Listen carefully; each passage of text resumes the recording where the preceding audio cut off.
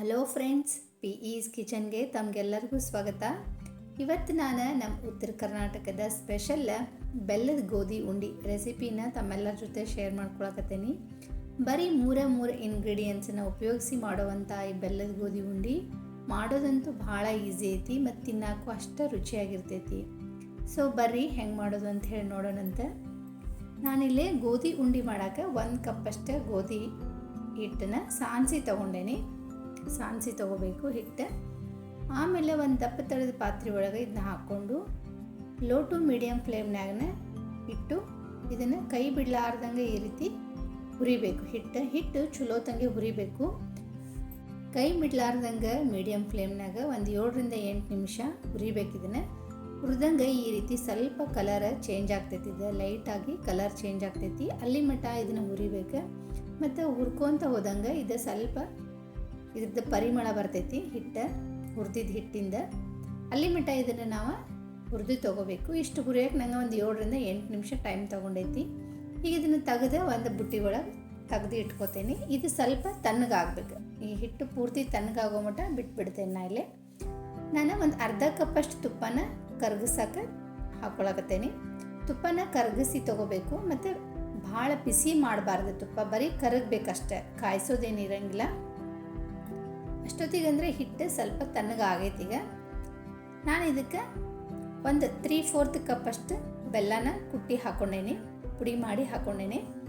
ಬೆಲ್ಲದ ಬದಲು ಸಕ್ಕರೆನೂ ಹಾಕೋಬೋದು. ಸಕ್ಕರೆ ಹಾಕೋಬೇಕಂದ್ರೆ ಸಕ್ಕರೆನ ಪುಡಿ ಮಾಡಿ 1 ಕಪ್ಪಷ್ಟು ಸಕ್ಕರೆ ಪುಡಿನ ಇದಕ್ಕೆ ಹಾಕೋಬೋದು. ಯಾರಿಗೆ ಬೆಲ್ಲ ಇಷ್ಟನೋ ಅವ್ರು ಬೆಲ್ಲ ಹಾಕೋಬೋದು. ಸಕ್ಕರೆ ಇಷ್ಟಪಡೋರು ಸಕ್ಕರೆ ಹಾಕಿ ಈ ಉಂಡಿನ ಕಟ್ಬೋದು. 2 ಥರ ಉಂಡಿನೂ ಭಾಳ ಟೇಸ್ಟ್ ಆಗ್ತೈತಿದೆ. ಈಗ ಇಲ್ಲಿ ಇದನ್ನು ನಾನು ಬೆಲ್ಲ ಮತ್ತು ಹಿಟ್ಟು ಮಿಕ್ಸ್ ಮಾಡಿದ ಮೇಲೆ ಒಂದು ಸ್ವಲ್ಪ ಇದನ್ನು ಮಿಕ್ಸಿಗೆ ಹಾಕಿ ತೊಗೋತೇನೆ. ಅಂದರೆ ಬೆಲ್ಲ ಹಿಟ್ಟು ಚಲೋ ತಂಗೆ ಹೊಂದಬೇಕಂತ ಹೇಳಿ ಭಾಳ ತನಕ ಏನಿಲ್ಲ, ಒಂದು 30ರಿಂದ 40 ಸೆಕೆಂಡಷ್ಟು ಗ್ರೈಂಡ್ ಮಾಡಿ ತೊಗೊಂಡೇನಿ. ಈಗ ಹೊಳ್ಳಿ ನಾನು ಅದ ಬುಟ್ಟಿಗೆ ಇದನ್ನು ಹಾಕೋತೇನೆ.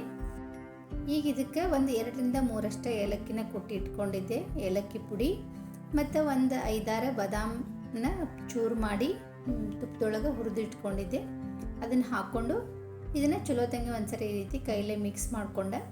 ಈಗ ತುಪ್ಪ ಕರಗೈತಿ ಮತ್ತು ತಣ್ಣಗಾಗೈತಿ. ಇದಕ್ಕೆ ಬಿಸಿ ತುಪ್ಪ ಹಾಕಬಾರ್ದು. ತುಪ್ಪ ಕರಗಿದ ಮೇಲೆ ಇದು ಪೂರ್ತಿ ತಣ್ಣಗಾದ್ಮೇಲೆ ನಾವು ಉಂಡೆ ಕಟ್ಟಕ್ಕೆ ಇದನ್ನು ಯೂಸ್ ಮಾಡ್ಬೇಕು. ಆಮೇಲೆ ತುಪ್ಪನ ಒಂದೇ ಸರಿ ಹಾಕಬಾರ್ದು, ಸ್ವಲ್ಪ ಹಾಕೋಂತ ಈ ರೀತಿ ಮಿಕ್ಸ್ ಮಾಡ್ಕೊತ ಹೋಗಬೇಕು. ಈ ಉಂಡಿನ ನೀವು ಬೆಲ್ಲ ಹಾಕಿ ಮಾಡ್ಬೋದು ಅಥವಾ ಸಕ್ಕರೆ ಹಾಕಿ ಮಾಡಿದ್ರು, ಯಾವ ರೀತಿ ಮಾಡಿದ್ರೂ ಭಾಳ ರುಚಿಯಾಗಿರ್ತೈತಿ ಮತ್ತು ಭಾಳ ಜಲ್ದಿನ ಮಾಡ್ಕೊಳ್ಳುವಂಥದ್ದು. ಇದರೊಳಗೆ ಮತ್ತು ನೀವು ಗೋಡಂಬಿ, ಒಣ ದ್ರಾಕ್ಷಿನೂ ತುಪ್ಪದೊಳಗೆ ಹುರಿದು ಹಾಕೋಬೋದು. ಈ ರೀತಿ ನಾನು ಸ್ವಲ್ಪ ತುಪ್ಪ ಹಾಕ್ಕೊಂಡೆ ಈ ರೀತಿ ಮಿಕ್ಸ್ ಮಾಡ್ಕೊಂಡು ಈ ರೀತಿ ಮುಷ್ಟಿ ಮಾಡಿ ನೋಡ್ಬೇಕು. ಮುಷ್ಟಿ ಗಟ್ಟಿಗೆ ಕುಂತಪ್ಪ ಅಂತಂದ್ರೆ ಇದು ಉಂಡೆ ಕಟ್ಟಾಕ ರೆಡಿ ಆಗೈತಿ ಅಂತ ಅರ್ಥ. ಆಮೇಲೆ ಇದನ್ನು ತುಪ್ಪ ಎಲ್ಲ ಹಾಕಿದ ಮೇಲೆ ಇದನ್ನ ಚಲೋ ತಂಗಿ ಈ ರೀತಿ ಮಿಕ್ಸ್ ಮಾಡಿ ಅಂಗೈಯಾಗ ಹಿಟ್ಟು ಚಲೋ ತಂಗಿ ತಿಕ್ಕಿ ತೊಗೋಬೇಕು. ಈ ರೀತಿ ತಿಕ್ಕಿ ಉಂಡೆ ಕಟ್ಟಿದ್ರೆ ಉಂಡೆ ಚಲೋ ತಂಗಿ ಕಟ್ಟಾಕೂ ಬರ್ತೈತಿ. ನಾವು ಹಾಕಿರೋ ತುಪ್ಪ ಹಿಟ್ಟಿಗೆಲ್ಲ ಚಲೋ ತಂಗಿ ಹೊಂದ್ಕೋತೈತಿ ಈ ರೀತಿ ತಿಕ್ಕೋದ್ರಿಂದ. ಮತ್ತು ಉಂಡಿನೂ ಈಸಿಯಾಗಿ ಕಟ್ಬೋದು.